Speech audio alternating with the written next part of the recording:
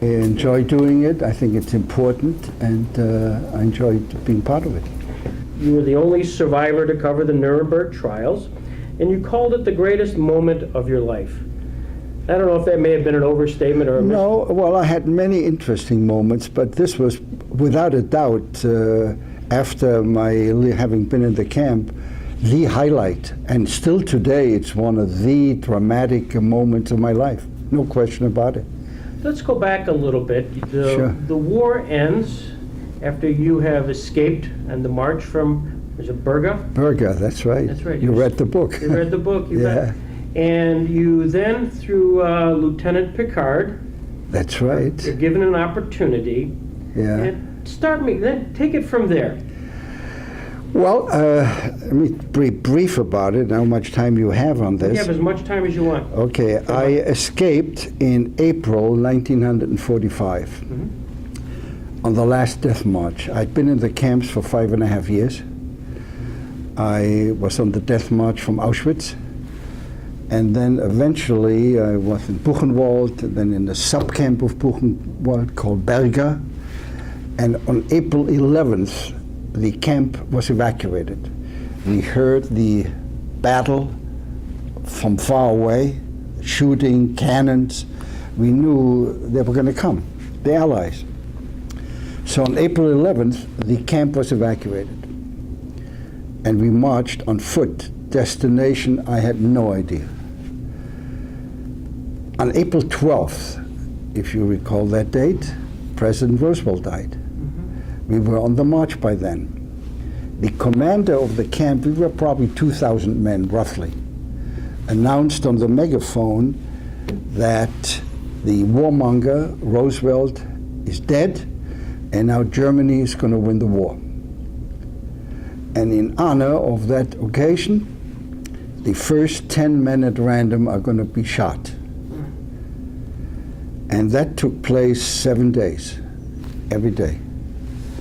On April 16th, 17th, a day or two before, two friends of mine decided that we hadn't survived the years in the camps to be shot and killed within sound of the Allies coming in.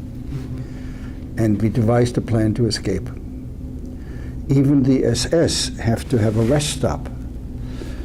And we were walking through a small wood, a young wood, and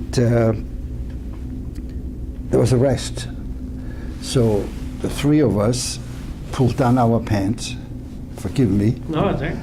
and we slowly moved towards the back. And after about 30 or 40 yards, we looked around, we were in a young wood, and we took off and ran. And after maybe, we were tired, we were hungry, we had no food. We stood in a wood somewhere in Germany, and for the first time since I'd been in the camps, I cried. That was the first moment that we were free. Yeah. Wow. Then we spent 3 days and 3 nights in the woods, marching at night and sleeping in the daytime, eating bark from a tree or an old potato or whatever we could find, grass, starving.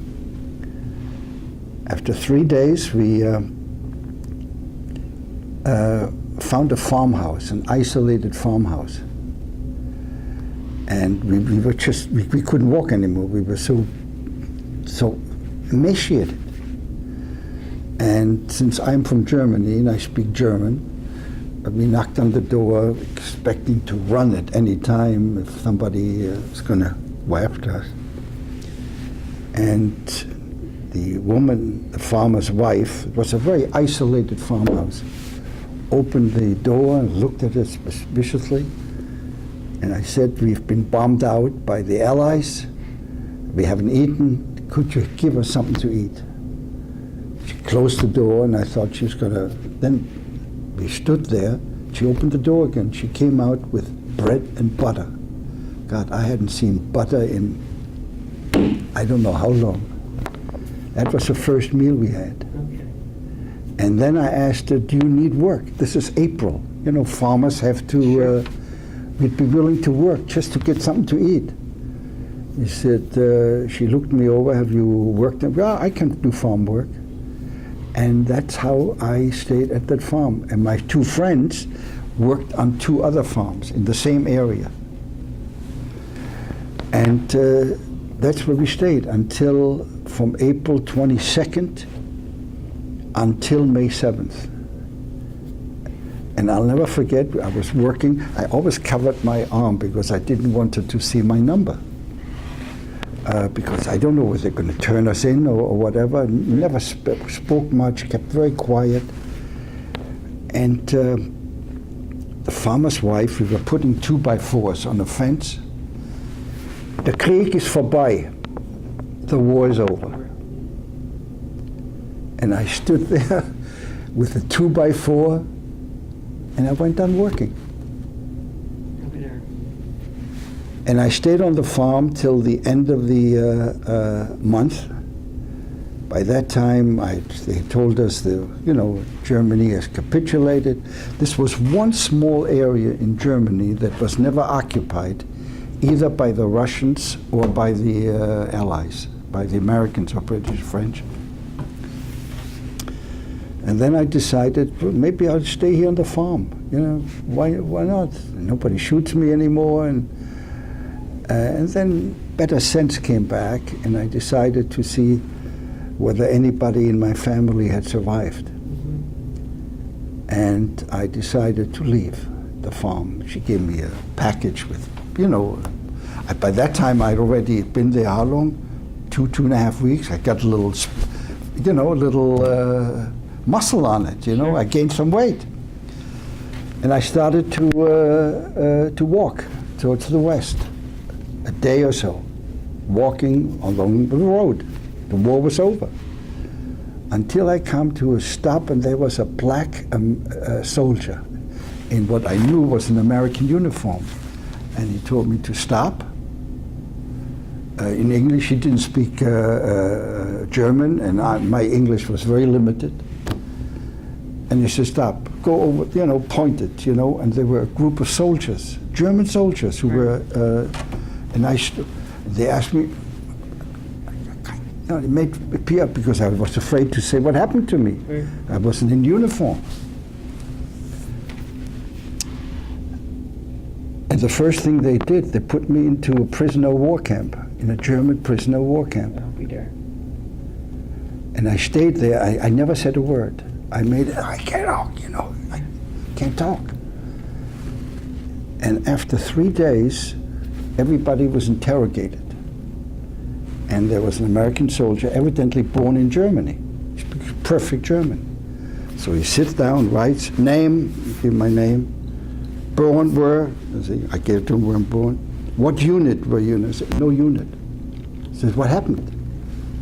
Looked up for the first time. And it was all done in a hurry. I was in a camp. What camp? Auschwitz. He says, you were? What are you doing here? You're at, you get the job, Lieutenant Picard gives you that opportunity for a job. Yeah. And you point out in your book that you heard that one of the biggest stories was at Nuremberg. Right. Why were you interested in that? Well, Picard got to know me when I worked for Allied military government in Mannheim, my hometown. And he didn't give me the job in Nuremberg. He gave me a job at the first German newspaper that was published, the Heidelberger Nachrichtenblatt, which was the first published paper authorized by the military government. And I worked there with Dr. Theodor Heuss, who became the first president of Germany. He and I worked in a little office, bringing out the... And then I heard that the Nuremberg Trial was beginning. And I told Heuss that this is something I'd like to be at. He says, you would? He says, I sure would. So that's how he arranged for me to be in touch with the people in charge of the trial.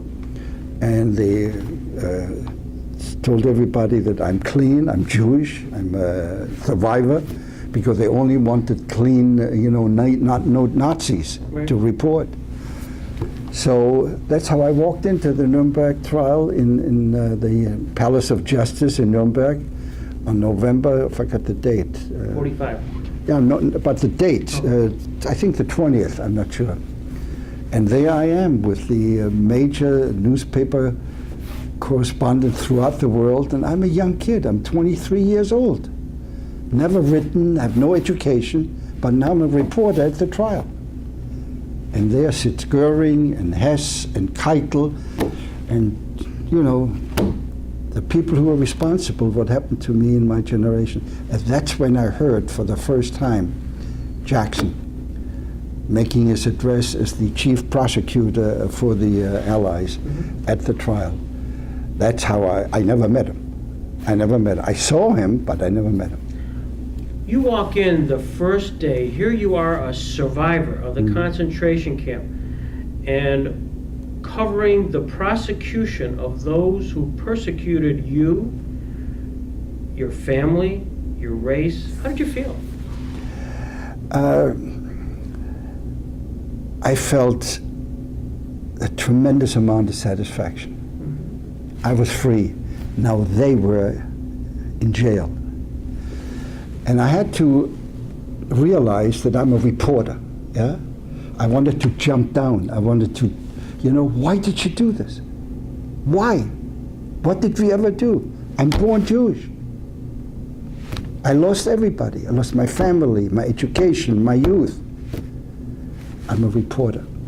One thing I insisted on, that my byline from the trial, my reports, said, Auschwitz survivor number 104995, special correspondent, Dana correspondent to the German news agency at the Nuremberg trial. And all my articles showed that byline. And so my reaction was a mixed one. Tremendous satisfaction, but also responsibility. My articles appeared in every German newspaper, and I had to be a reporter. And I learned very quickly. I'm a quick learner. You explain an experience you have with Hermann Goering. Oh, God. As I said, my articles carried my byline. Former Auschwitz inmate with my number. And I knew that the defendants were only allowed German newspapers. They were not allowed, even if they could read, they could. And one day, Dr. Stammer, who was the defense attorney of Goering, came to me and said to me that Mr. Goering, he knew me because everybody knew me at the trial, the kid, Auschwitz survivor. And looked at me like I'm from the moon. Would like to know who you are. Would you be willing to meet with him? And then I thought, gee, that'd be something, a coup, an interview. No, he says, you cannot have an interview. But if you want to, I can bring you in to meet Goering.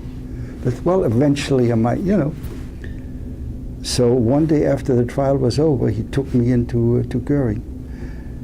Cell, just a bed, a chair, a table, a washing basin, that's all he had. The Reichsmarshal, He gets up, wants to shake hands with me. And I told him, what the hell am I doing here? Am I going to shake hands with that monster, the top Nazis? And I pull my hand back, I go to the door and ask the MP to let me out. I never said a word. He stood there, I never forget it, with his mouth open and the hands out. And I left, and that was my interview with Hermann Goering. Did you ever figure out why you felt the way you felt? I couldn't handle it. Yeah. I was unable to, what am I going to ask him? How do you feel being here? Why did you do what you did? I couldn't handle it. Yeah. I was 23, I had lost everything, and here I was at the biggest event in post-war history, still today a major event, and I couldn't handle it.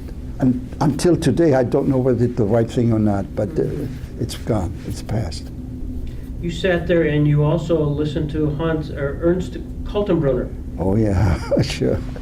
Kaltenbrunner was the head of the the Gestapo.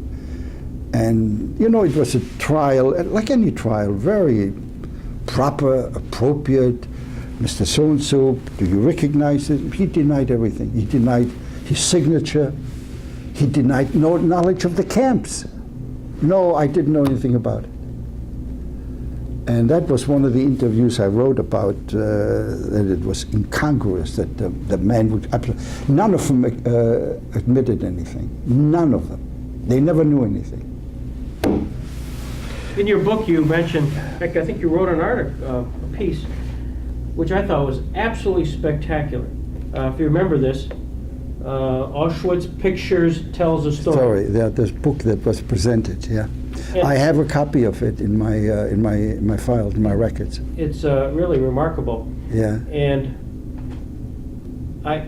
just because I'm doing this for the Jackson Center. I understand. If maybe you could read a couple of paragraphs from this report and maybe the conclusion. It's really quite remarkable. If I could impose on you? Sure. Since I'm doing it, I'm glad I can. This is one of the stories I wrote from the Nuremberg trial. It says, Ernest Michel, Dana staff correspondent, formerly prison number 104995 at Auschwitz. I have a book in front of me, a picture book, but not a picture book for children. The Russian prosecutor, incidentally, gave me a copy of that book, which I have in my records. I've established an exhibit about the trial, about my background, about what happened to me afterwards, and this is part of the exhibit. The book has no preface, and there's very little text. It's a picture book, but it's of reality, and it's simply exhibit number such and such, nothing more. The Russian prosecutor who introduced it in court didn't say much about it. The book is finished. It's again in front of me. I pick it up. It doesn't weigh much, but it's the history of millions of my co-prisoners, and today here at the trial at Nuremberg, where the bill is to be paid, it weighs much, very much. That's how I concluded it. As you reflect back, and you've had such a marvelous career in the university or the United Jewish Appeal, and certainly you're here today so that everybody remembers the Holocaust. What does the Nuremberg trial, and since Robert Jackson was the chief prosecutor, what's that legacy today? Well, the Nuremberg war crimes trial was the first time in history that leaders of a government were brought to trial and judged and eventually sentenced. The only second time is right now when Milosevic is on trial in The Hague before the second international tribunal, the head of state, the second time only. To me, the attendance, my participation in a role as a reporter was to me a very, very dramatic event. It showed that if allies can come together, they were able to work together, which didn't happen then after the war. The Cold War began, etc. But to me, it was a remarkable event. And even at that time, I didn't fully realize what I was involved in and what I saw and participated in. You were almost called as a witness. Yes. You see, in Auschwitz, I saved my life by becoming eventually in the camp an orderly, in the prison infirmary.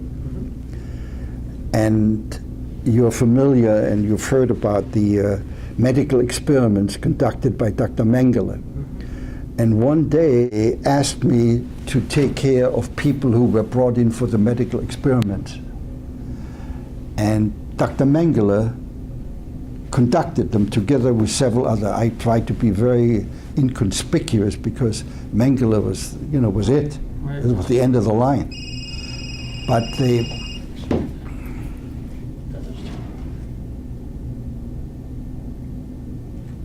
I'll do better. Thank you. So I brought in some women who were being brought in for electric shock. they experimented on electric shock treatment. None of them survived. Their brother, they were in a coma. They went as far as they could just to see how far they can go. And when I spoke about that to some of the people at the trial, they mentioned it to the Russians, who led that part of the prosecution, the atrocities. And they asked me, since you're here, would you be willing to testify? And I said, sure would. I know exactly what happened. I was there when he conducted those experiments. I'll never forget the woman, the young girl, 17, Diane was her name, from Hungary. Still remember her. Until they found out that I'm born in Germany. Says we cannot have any German witnesses. The only German witness was General von Paulus, who was the head of the German army in the Soviet Union. He was the only German whom they used to testify. And General Rudenko, who was the chief Russian prosecutor, apologized to me, having said that he would like to use me. Right. And that's when he gave me that book, that copy of the Nuremberg, of the book of the from Auschwitz. That's how I got the book. When you close your eyes today and you see Dr. Mengele, what do you see? Describe him. He was an attractive man, leather uniform, her hat a little bit on the side. Not unpleasant at all. Not unpleasant. Probably the single most vicious individual that I think among those who ever lived.